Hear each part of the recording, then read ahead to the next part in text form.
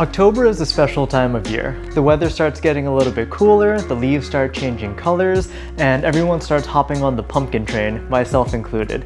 So I thought I would carve this chunky boy right here, and yes, I checked, it's actually 100 pounds. So I got out all of my tools, I printed out my templates, and now we start carving. Let's go.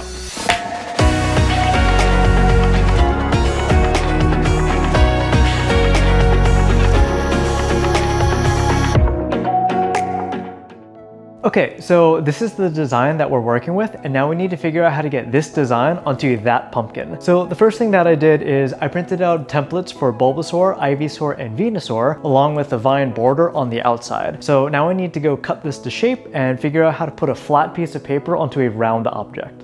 The first thing I did was cut out the templates and remove all of the extra white space around the picture. I tried to get pretty close to the edges of the picture while still leaving enough material so I could trace it onto the pumpkin. Printing out the vine border in one piece wasn't gonna work because the printer paper isn't large enough, so I had to print them in sections and stitch them together after the fact. I did the light trick where you hold the paper in front of a bright light so I could line up the shapes. Alright, that was a little trickier than I thought it would be, but now we have this giant segment of all the vines pieced together. Yeah! Next, we need to solve the flat paper round pumpkin problem. The Pokemon are easy enough to get on there. I just centered the Pokemon on the pumpkin and lined up their feet so it looks like they're standing level with each other. So, fun fact about putting 2D flat objects onto a 3D round object is that when you have a straight line, straight on the 2D object won't be straight on the pumpkin. It'll actually curve up and around like this. So I'm gonna have to smash the template a little bit and just kind of bend it so it looks right. Alright friends, we've run into a little bit of a problem. I put the spacing incorrectly, so now the template overlaps with each other. So we're just gonna do some real-time Photoshop using scissors and just cut this section off right here, and hopefully it should be fine. And just like that, crisis averted. So that whole process took like an hour and a half, but we are finally done. I've taped down everything on the template. It's looking really, really good, and I'm happy with how things came out. Now to the next step, where we actually start poking holes and tracing all the lines. The process is exactly what it sounds like. You're gonna wanna take something sharp like a thumbtack and start tracing lines.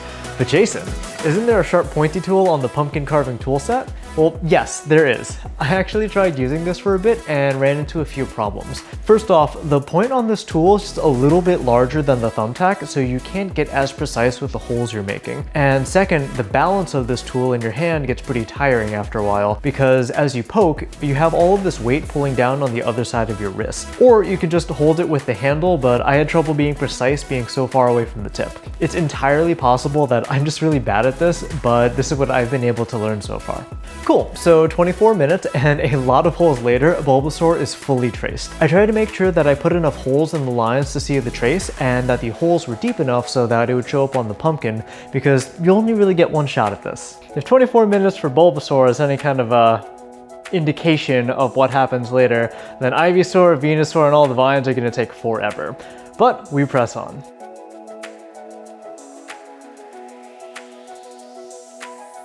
Okay, so Ivysaur is now done. Ivysaur took 28 minutes and Bulbasaur took 24 minutes, so we're around like what, 52 minutes? I think I can math. Poking these things and tracing all the lines isn't taking as long as I thought it would be. Granted, it is a little bit slow, but it's not as bad. Also, I now have a bruise on my thumb from the thumbtack from just the constant pressure every second for like almost an hour, so I think I'm gonna go take a break and we will pick this up later.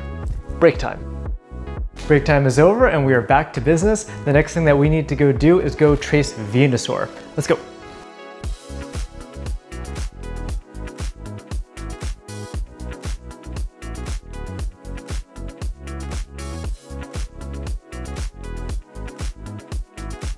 Venusaur is done. It only took 31 minutes and 27 seconds, and now we do vines.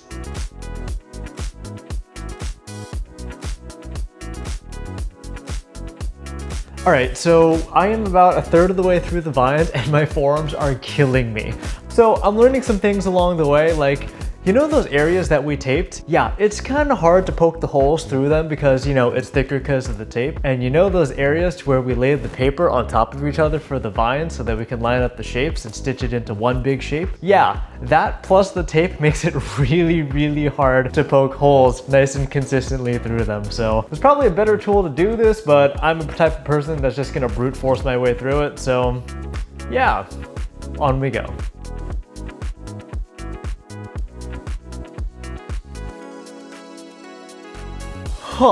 The vines are finally done. That took about, I don't know, an hour and 10 minutes. Yeah, my forearms are exhausted, my thumbs are a little bit bruised, and my wrists are a little bit tired from all the poking, but we are done. That only took a brief 2.5 hours. Now we get to go take out all of the paper and check the tracing underneath. I hope it looks good. I really hope it looks good. I am so happy. That is looking really, really good. The holes are nice and deep, the lines are traced perfectly, and I can clearly see what the shape is supposed to be. All of the detail from the picture has transferred over to the pumpkin. I could not be more relieved. It only took 2.5 hours. I think it was worth it to take a tedious and very detailed approach to it, but we finally get to carve the pumpkin, so I'm gonna go grab my tools. For this carve, I'm gonna use a V-shaped blade that carves a groove into the skin. Hey Nikki, you wanna say hi to the camera? She does not want to say hi.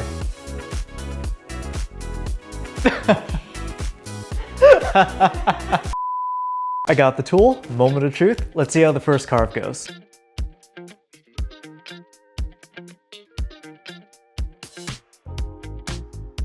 Bulbasaur took about 18 minutes, and that was a breeze. The pumpkin carved really easily, the tool is nice and sharp, and that was a lot easier than I was expecting. So for the sake of this video, I'm gonna go breeze on through Ivysaur and Venusaur and then check back in.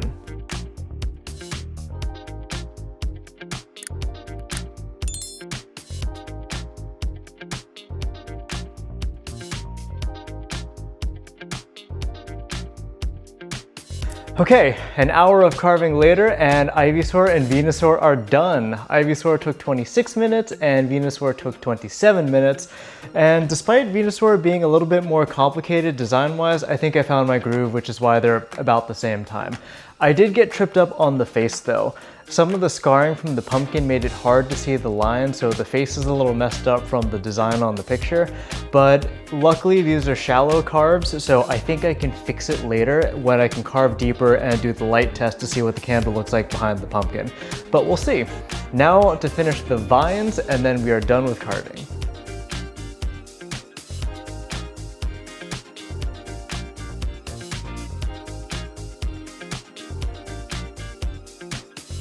Okay, so I'm working on the underside of the vines now. It's really awkward to carve at this angle. You kind of have to like look up and do this. So I shifted the pumpkin to the edge of the counter to get a little bit better of an angle, but it's coming along pretty well. I'm almost done, the vines are coming along really nice, and all of the straight curvy lines are really easy to carve. I can do most of it in a cool fluid motion, which speeds things up greatly, as opposed to all the tiny little jagged lines in the leaves of like Ivysaur or Venusaur. Almost done. Okay, I think I am finally done with the vines. It took about an hour and a half. I traced the vines and made sure the designs looked nice and clean, and I'm pretty happy with the results. So I am going to continue the rest of this tomorrow. I've spent about 5 quality hours with this pumpkin, and it's getting pretty late, so we're gonna save the gutting and the lighting till tomorrow. Good night, and I'll see you then. And with the magic of editing, it is now tomorrow. So let's go cut this bad boy open and see what's inside. So first we gotta get our tools, a big bowl to put all the seeds, and maybe a roll of paper towels because it's gonna get messy. So these tools are actually a little on the small side, and that pumpkin is kinda on the big side. I think it's gonna be really, really thick, so I hope these things are good enough to cut through, but let's go find out. Okay, first cut, not too bad. This actually cuts way easier than I was expecting. It's still hard, but it's kind of softer than most pumpkins. As I cut through this, I like to cut in straight lines because it makes everything easier. I've tried cutting circles in the past, and I usually end up with disappointment instead of a circle. Okay, I cut all the way through. Moment of truth, let's pull this thing open and see what it's like inside. Whoa, that's crazy, it's huge in there. So I was curious, and the walls of the pumpkin are 3 inches thick, at least at the top, which means I have to carve about that much through just to get the light to shine out to the front of the pumpkin where we did all the Pokemon carvings. Let's begin. I grabbed the serrated spoon from the toolkit and it does a surprisingly good job. My plan of attack is to use the spoon to scrape all of the insides and get everything loose. Then I'll use my hands to scoop up all of the seeds and any of the stringy bits. The seeds of this thing are massive. I don't know why, but I was just expecting the pumpkin to have a huge amount of normal seeds and not a normal amount of gigantic ones, so this is a pretty cool surprise. I think they're going to be delicious. I'm definitely saving these to roast for later, but maybe that's another video. You know, even with all of this stuff getting taken out of the pumpkin, it is still 100 pounds. Just a little less, maybe it's like 95 pounds. So I'm just gonna do all the work up here on the counter because that's a lot easier than dragging it down to the floor. So here we are. Okie dokie, I have taken out all of the seeds on the inside, I have gutted the pumpkin, and I have carved the wall on the interior to all the carvings that I've done on the outside. So that should allow the light from the candle to shine through a little bit more. And now it's time for the light test. Alright, I just finished the light test with the flashlight and it's looking really good. Now let's get some real candles in there, set them on fire, and then see the final results. I bought a bunch of tiny tea light candles to light the pumpkin. Granted, when I got them, I thought I was going to be carving a normal sized pumpkin, so I'll need to add a couple of extras to light everything up properly. 21 candles seem to do the trick. Ladies and gentlemen, without further ado, I present to you my pumpkin.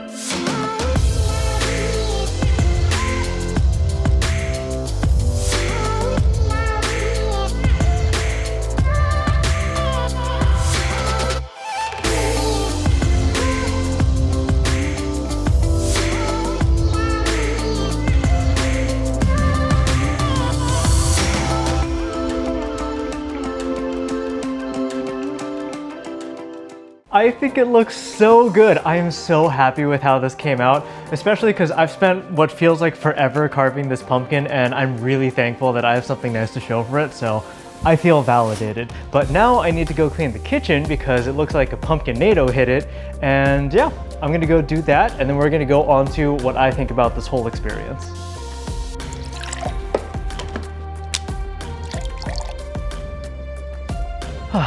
I am all cozy and I made myself a tea. So what do I think about carving a 100-pound pumpkin? First things first, I gotta come clean. This actually isn't my first attempt at this video. The original plan was to carve 3 pumpkins, each with its own Pokemon on it, and that plan was going pretty smoothly until they all suddenly rotted on me. It turns out that the timer really starts ticking from the moment you gut the pumpkin. That plus unusually warm weather. So going forward, gut the pumpkin as the last possible step and try to keep it as cool and dry as possible. Also, don't procrastinate on filming, but that's more of a me problem. Next we have our tools.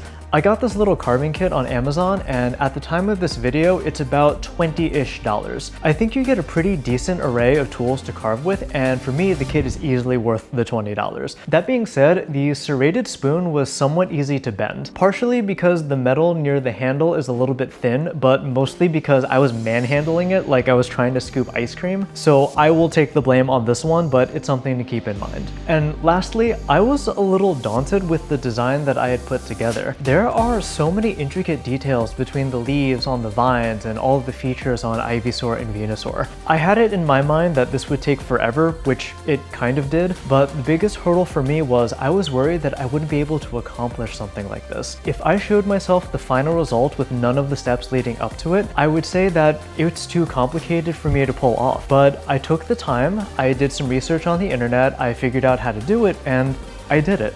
I'm sure there's some greater life lesson buried in there somewhere, but it's getting late, my tea is getting cold, and I'm going to turn in. Thanks for watching, and as always, good luck, have fun, peace.